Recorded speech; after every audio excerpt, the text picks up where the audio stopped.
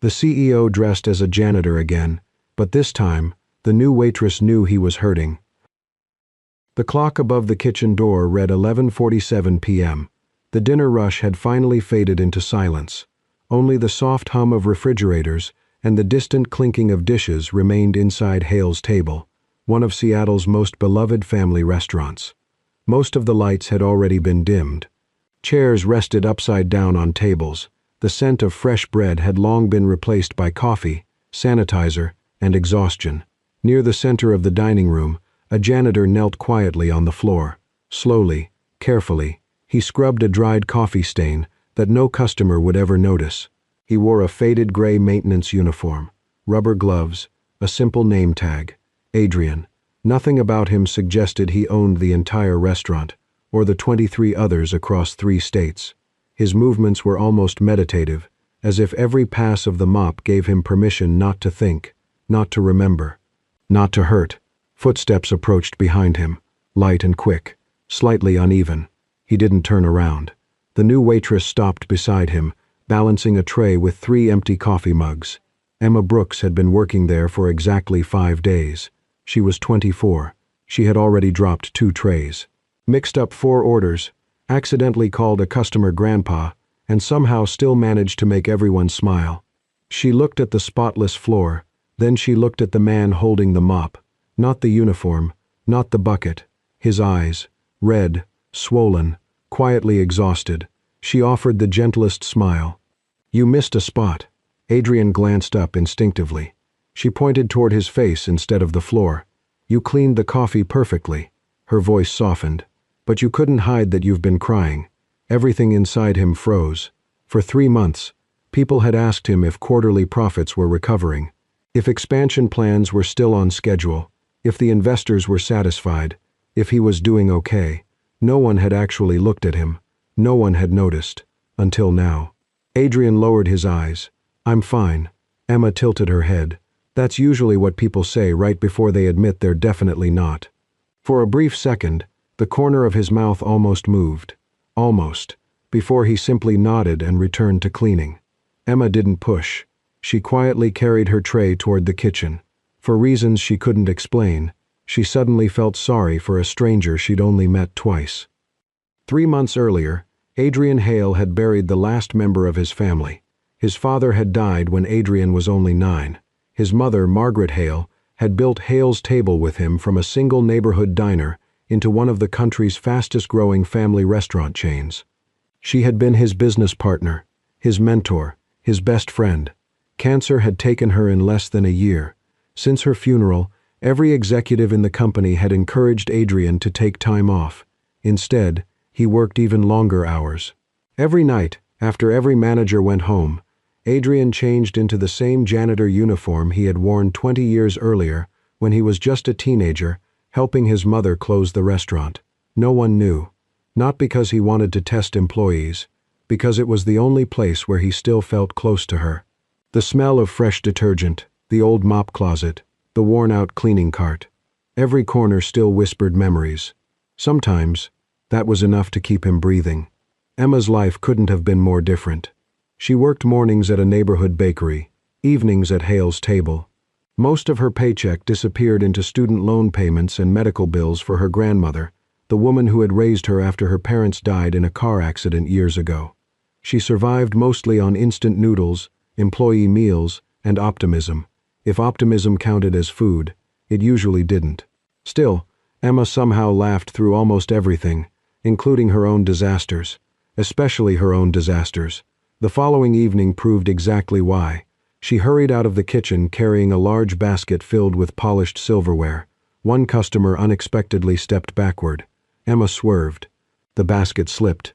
Hundreds of spoons exploded across the dining room floor with a sound that made every employee turn around. Silence. Emma closed her eyes. "Oh, that's impressive," she sighed. "I think I just invented silverware confetti." A few servers laughed. One manager rubbed his forehead. Before anyone else moved, the quiet janitor was already kneeling beside her. Without a word, Adrian began gathering spoons one by one. Emma dropped beside him. "You don't have to help. I'm the one making history." He simply continued collecting them. After a moment, she smiled. So, you new here? Adrian paused for half a second. You could say I'm back. She raised an eyebrow. Back? He nodded. Something like that. Emma tossed another spoon into the basket. Perfect. I got yelled at by a customer today. You apparently disappeared for years.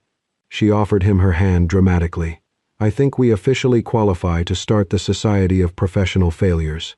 For the first time in months, a quiet laugh escaped Adrian before he could stop it. It wasn't loud, barely more than a breath, but it was real. Emma's eyes widened. There it is. What? You smile. I was starting to think your face had forgotten how. Adrian shook his head. You talk too much. I know.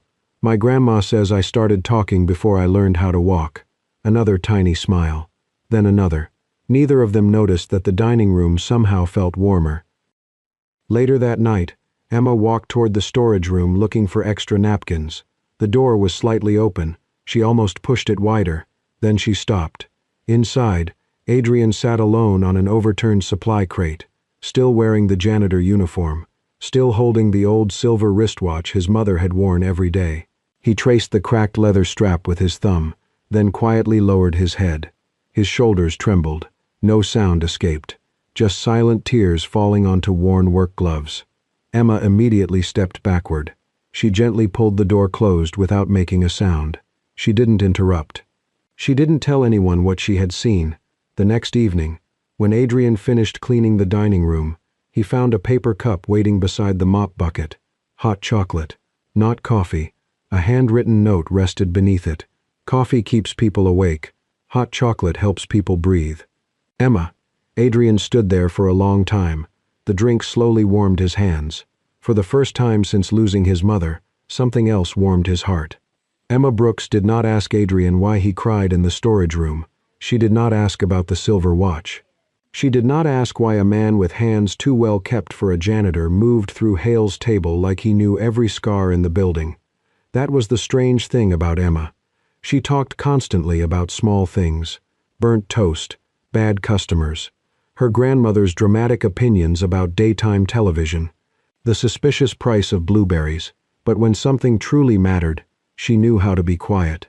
So the next night, Adrian found a small paper bag beside the cleaning cart. Inside was a blueberry muffin from the bakery where Emma worked mornings. A sticky note was attached. This one fell apart, so technically it's not charity. It's quality control. Adrian stared at it for nearly a minute. Then, despite himself, he smiled. The night after that, he found a second note taped to the mop handle. Reminder, floors can be cleaned tomorrow. People should sleep eventually. 2 days later, the flickering bulb in the back storage hallway had been replaced. Adrian noticed immediately. He had been meaning to fix it for weeks. Emma walked past him carrying a tray of water glasses, pretending not to see him looking up at the light.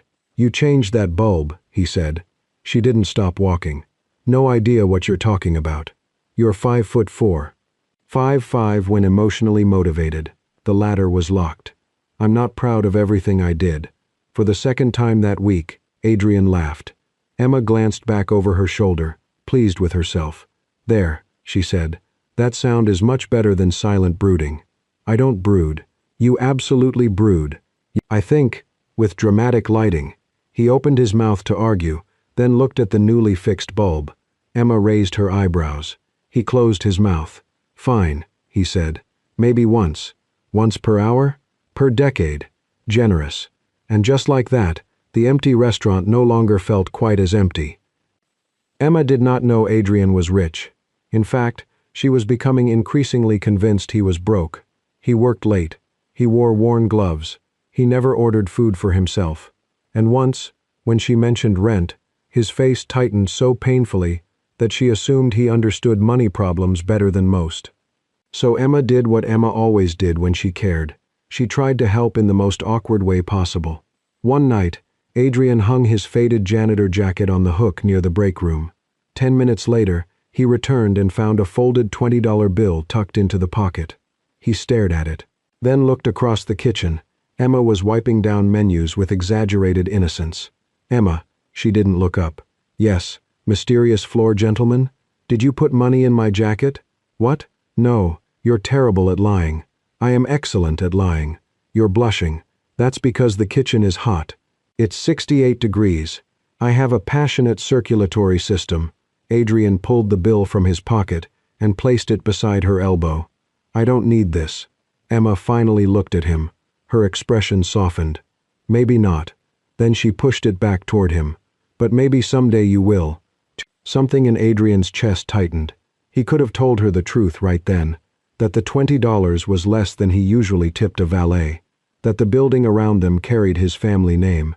That the payroll system she clocked into every evening ultimately answered to him. But the kindness on her face stopped him. Because it wasn't pity. It wasn't admiration. It was simply Emma seeing someone she thought was struggling and deciding he should not struggle alone. The next night, Adrian slipped the $20 bill into her apron pocket. Emma found it halfway through her shift. She narrowed her eyes at him from across the dining room. He raised one eyebrow. She pointed two fingers at her eyes, then at him. He pretended not to understand. By closing time, the bill was back in his jacket. The next morning, Emma found it inside her locker. By Friday, the $20 had appeared in a sugar jar, under a stack of napkins, inside a box of disposable gloves, and once, very dramatically, taped to the bottom of Adrian's mop bucket. Emma discovered that one only after she had accused the dishwasher of financial sabotage. Adrian watched from the corner, trying not to smile. You think this is funny? She asked. A little. I am helping you. You are attacking me with currency. It's emotional support money. That is not a real category. It is now. For a man who had spent 3 months surrounded by condolences that felt like polished stones, Emma's ridiculous stubbornness felt strangely alive. One slow Thursday night, the assistant manager asked Emma and Adrian to reorganize the dry storage room after closing. Emma entered with a clipboard and the confidence of someone who had no idea what she was doing. Adrian followed behind with a box cutter and the quiet patience of a man preparing for disaster. Okay, Emma announced. Canned tomatoes go here. Flour goes there. Mysterious unlabeled boxes go into the category of possible crimes. Adrian picked up one of the boxes. It says napkins. That's what it wants us to think. He looked at her. She looked back. Then they both laughed. For nearly an hour, they worked side by side. She stood on tiptoe to reach high shelves. He silently took the heavier boxes from her hands before she could argue. She pretended not to notice. He pretended not to care. Between stacks of pasta and paper towels, conversation came easily. Emma told him about her grandmother, Ruth, who believed every man under 40 was either confused, hungry, or both. Adrian listened more than he spoke, but when he did speak, his voice changed, softer, less guarded. He told her his mother had loved restaurants because hungry people were honest. Emma smiled. I like her already. Adrian looked down at the box in his hands. She would have liked you. The words slipped out before he could stop them. For a moment, neither of them moved. Emma's smile faded into something gentler. Then she had good taste. Adrian looked at her, and for one quiet second, the storage room felt warmer than any ballroom he had ever stood in. The moment ended when David Langley walked in. David was the new floor manager, 38, the kind of man who smiled only when someone important was watching. His eyes landed on Adrian, kneeling beside a spilled box of straws. What is this? Emma straightened. We're reorganizing storage. David ignored her and looked at Adrian. You call this organized? Adrian slowly rose. I was moving the heavier boxes first. David stepped closer. You were moving too slowly. Emma's face changed. Adrian noticed immediately. The humor disappeared. David pointed toward the corner, where a small streak of dust lined the baseboard. Clean that again. Adrian said nothing. David's voice grew louder. I said clean it again. Are you deaf? A few kitchen employees turned to look. Adrian lowered his eyes. The sadness that crossed his face was so quick, most people would have missed it. Emma did not. She stepped forward. He heard you. David turned toward her. Excuse me. I said he heard you. Everyone heard you. The dry goods heard you. The napkins are traumatized. No one laughed. David's jaw tightened. You're new here, Miss Brooks. I suggest you learn when to stay quiet. Emma swallowed, but she did not step back. And I suggest you learn that people clean better when they're treated like people. The room went still. David's face hardened. Careful, waitresses are replaceable. Adrian's head lifted. For the first time, something dangerous moved behind his eyes. But before he could speak, Emma answered, "So are managers." A stunned silence followed. One of the cooks dropped a spoon. David's face flushed red. "You just earned yourself a formal warning." Emma's chin trembled slightly, but she held her ground. "Fine." David took one step toward her. "Maybe I should make it a termination." Adrian moved beside her. His voice was low. "Don't." Emma looked at him, surprised. She expected anger, defiance, maybe even gratitude. Instead, his eyes were filled with something much sadder, not fear, recognition, as if he had heard men like David speak this way too many times, as if every cruel word had landed somewhere old and bruised. "Please," Adrian said quietly, "don't lose your job because of me." Emma looked from Adrian to David, then back again. For the first time since she met him, she wondered who this man really was, and why someone who looked so broken seemed more worried about her losing everything than about himself being humiliated. After the incident with David, Emma started watching Adrian more closely. Not in a suspicious way. At least, that was what she told herself. She was simply being observant, professionally observant, waitress observant, completely normal, absolutely not emotionally invested observant. But the more she watched him, the less sense he made. For a janitor, Adrian knew too much.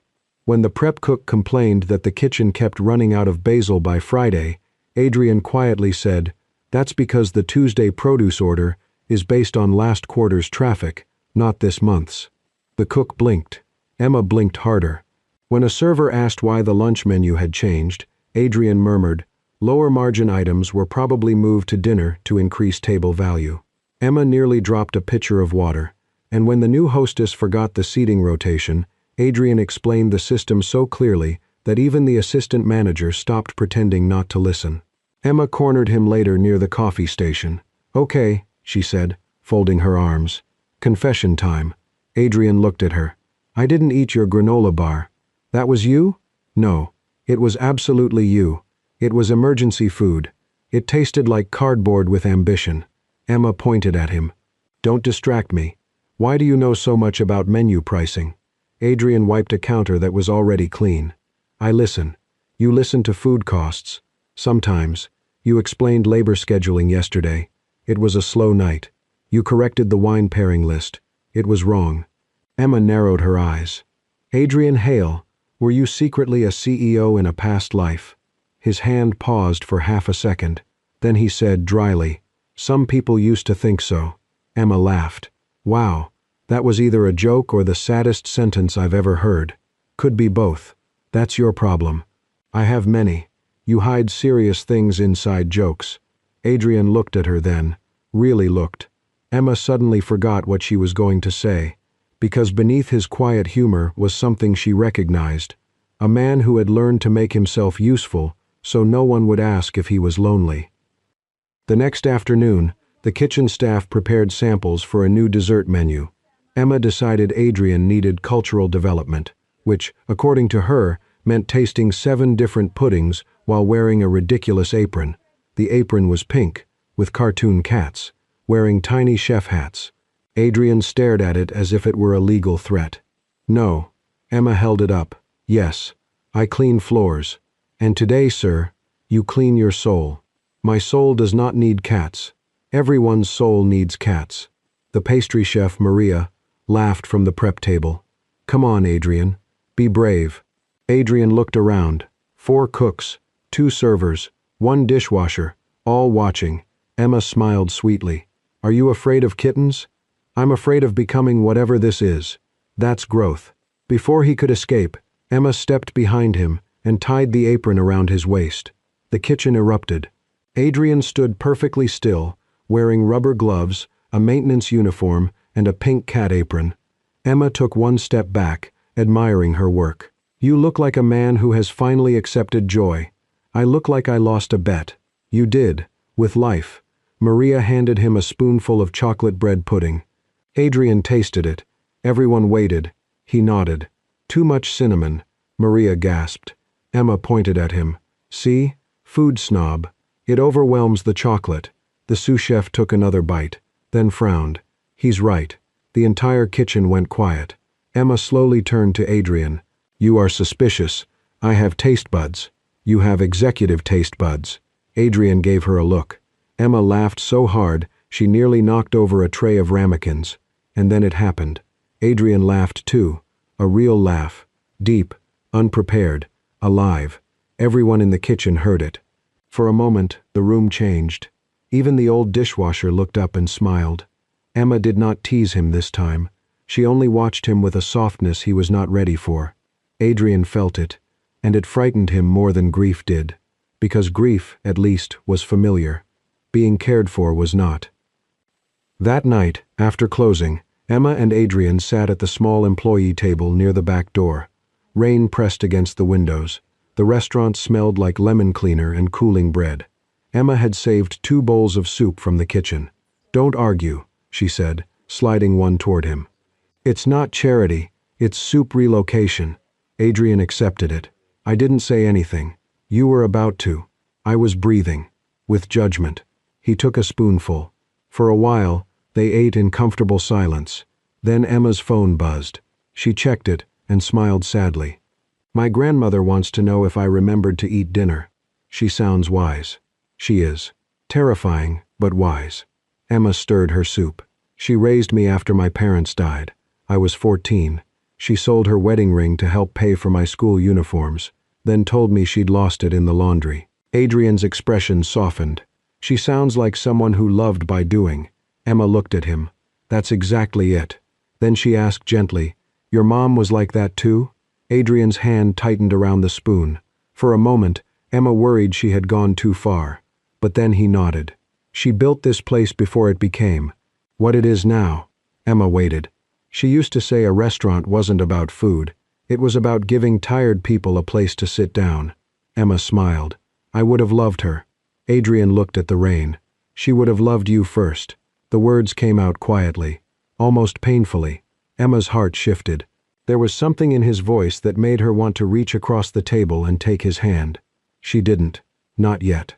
Instead, she leaned back and said, Well, obviously, I'm very lovable. Adrian looked at her, then smiled.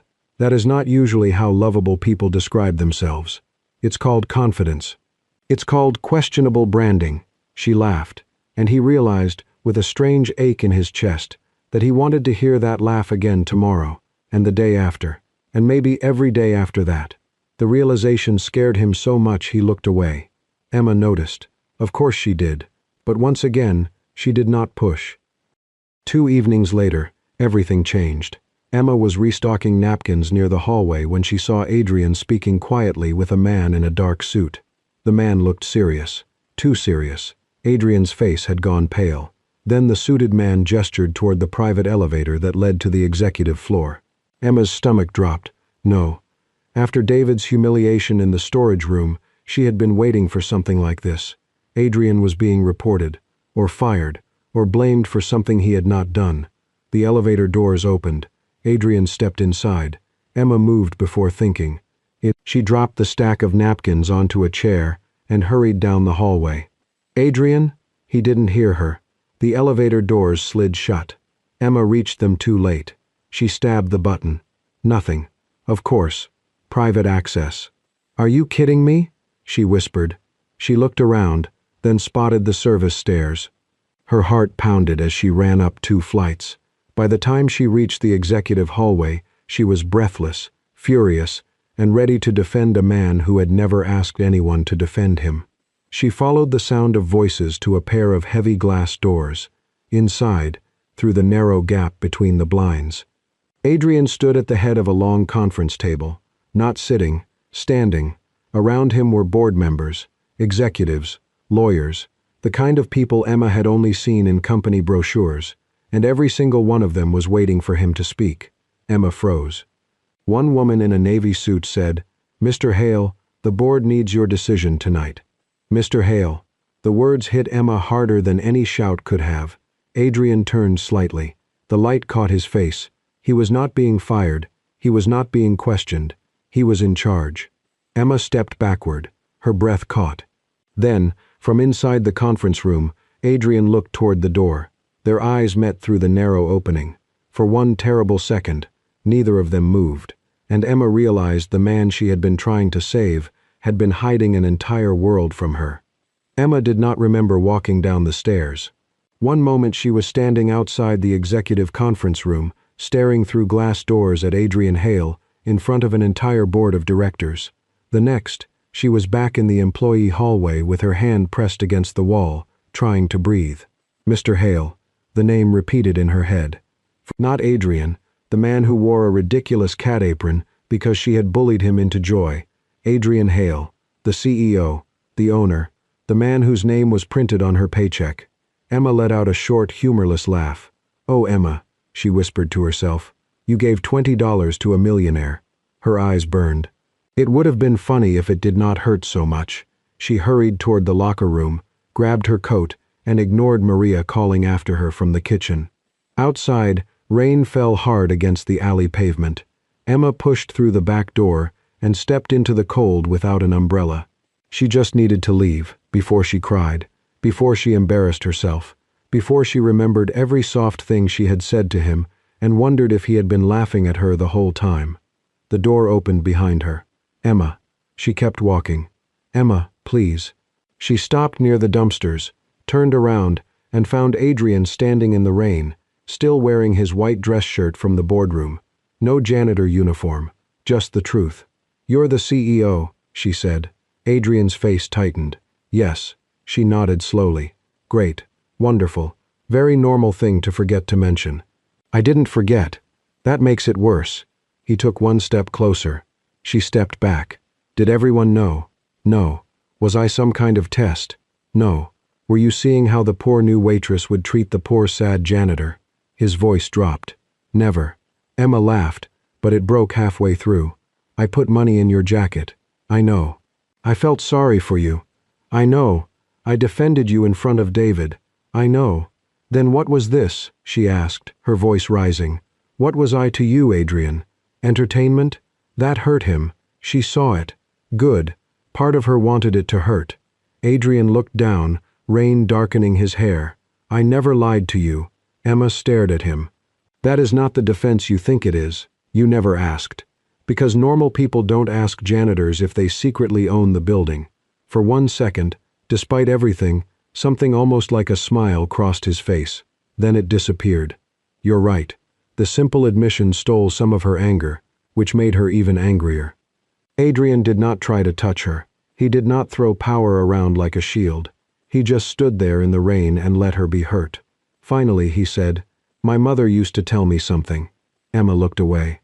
"I'm not sure I want a beautiful dead mother explanation right now." "I know," but he continued softly. "She said if there ever came a day when I stopped understanding the people who worked for us, I should put on the first uniform I ever wore and close the restaurant myself." Emma's jaw tightened. Adrian looked toward the glowing back door of Hale's table. "When I was 16, I cleaned floors here every night with her. She said a dining room looked different from your knees.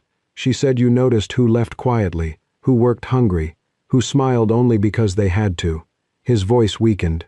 "After she died, I couldn't sit in my office. Everyone wanted decisions, speeches, numbers, confidence." He swallowed. "But down here, in that uniform, I could remember her." Emma's anger softened against her will. He looked back at her.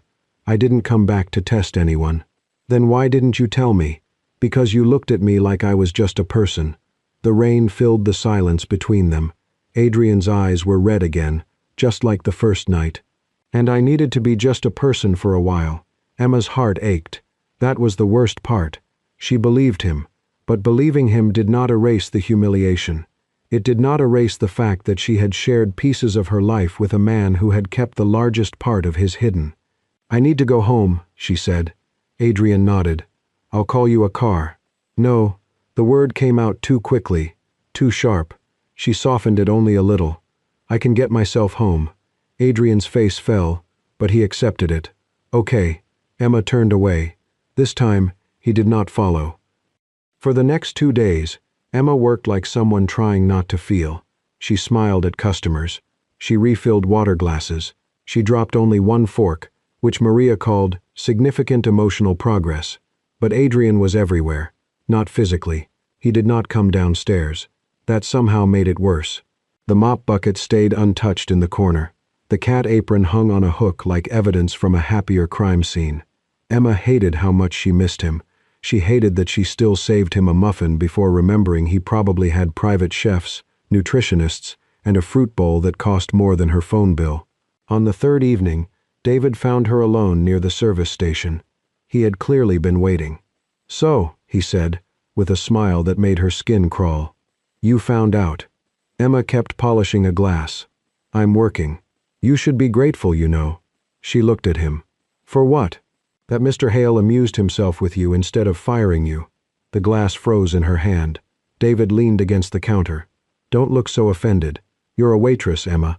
A charming one, maybe, but still a waitress." Her fingers tightened around the towel. "He's grieving. You were convenient." Soft voice, big eyes, sad little backstory. Emma's throat closed. "Stop." David lowered his voice. "Men like Adrian Hale don't build lives with girls like you. They recover. They move on.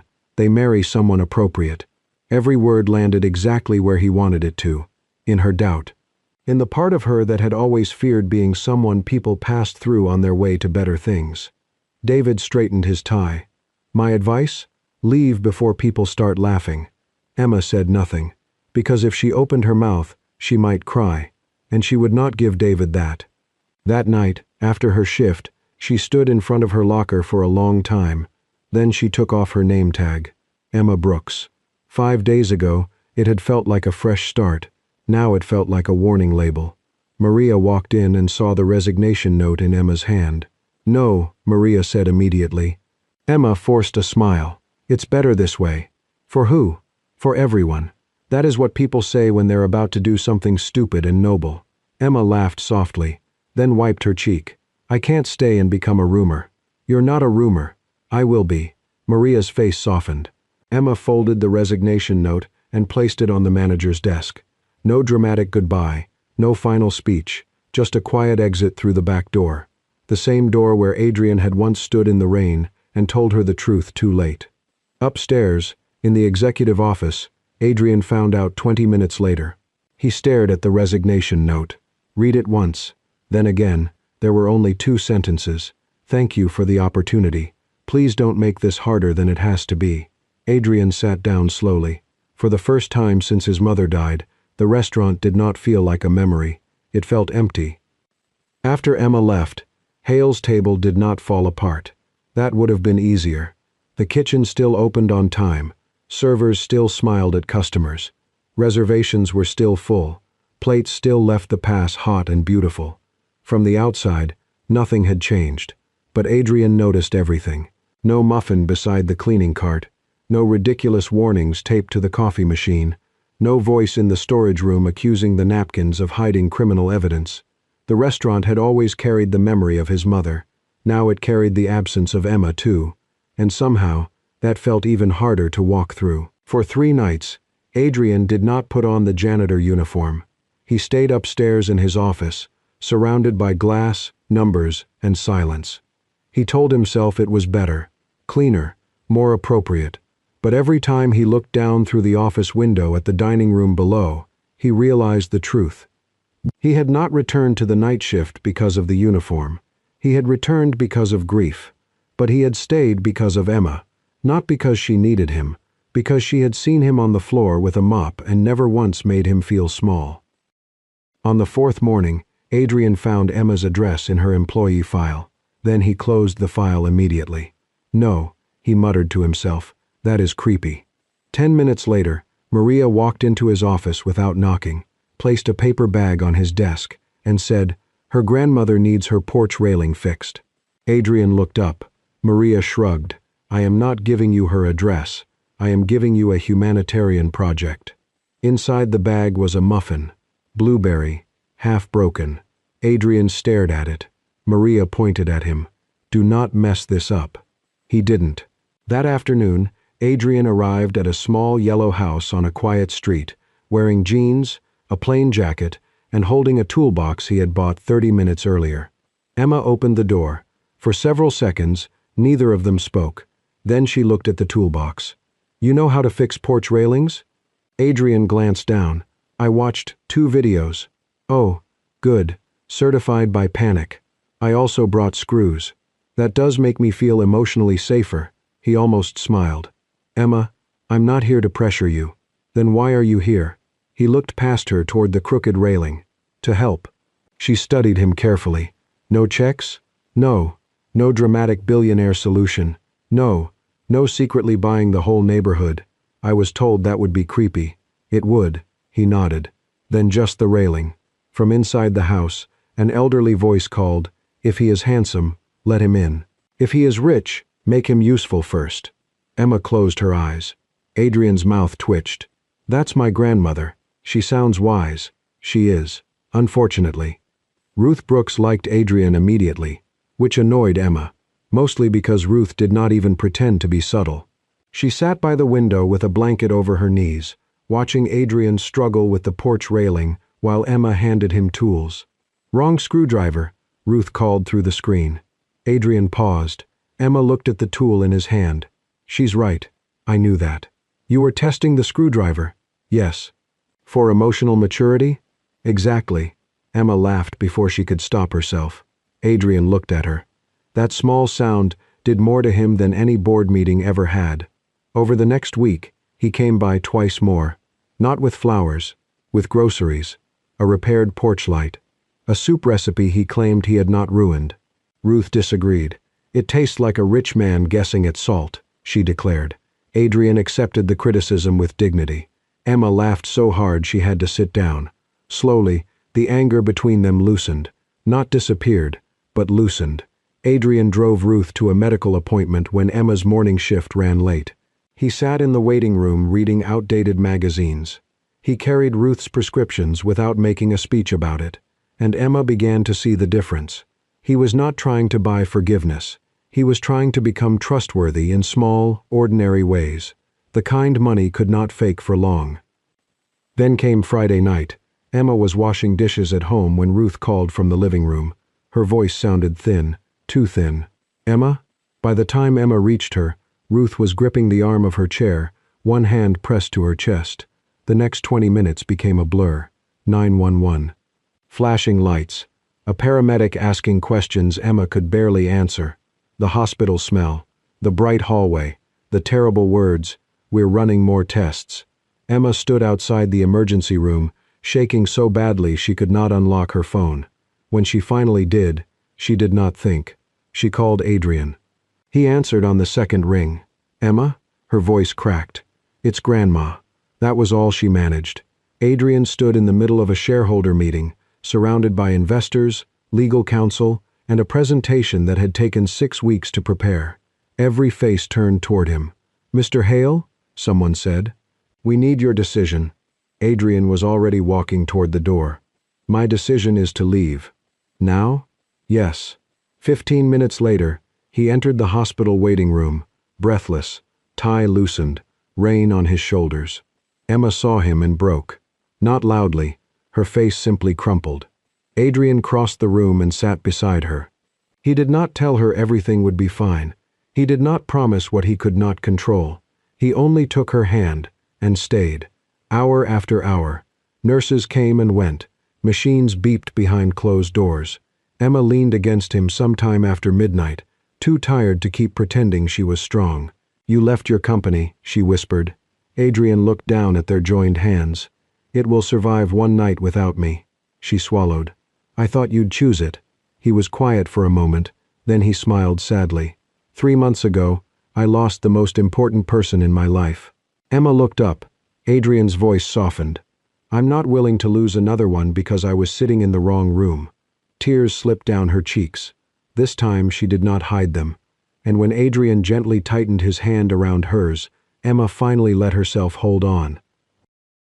1 year later, the newest Hale's table opened on a bright Saturday afternoon.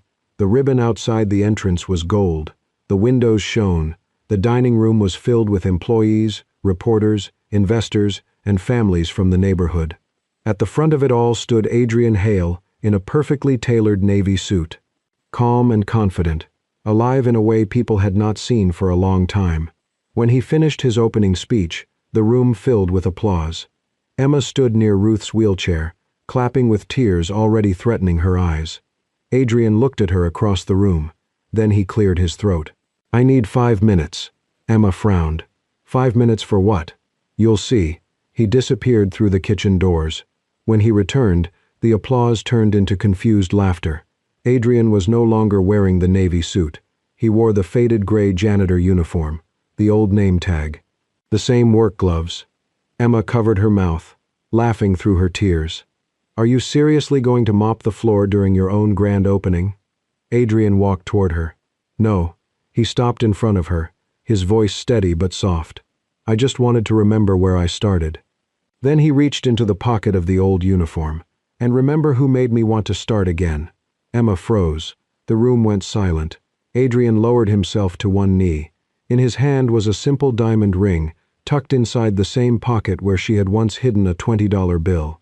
"Emma Brooks," he said, smiling through his own tears. "This time, I'm asking before you accuse me of hiding important information." A wave of gentle laughter moved through the room. Emma laughed too, one hand pressed to her heart. Adrian looked up at her. "Would you spend the rest of your life with me?" He paused, then added softly, "And maybe join me for the night shift forever?" Emma wiped her cheeks. "Only if you promise me one thing. Anything. Don't ever try to mop up your tears alone again."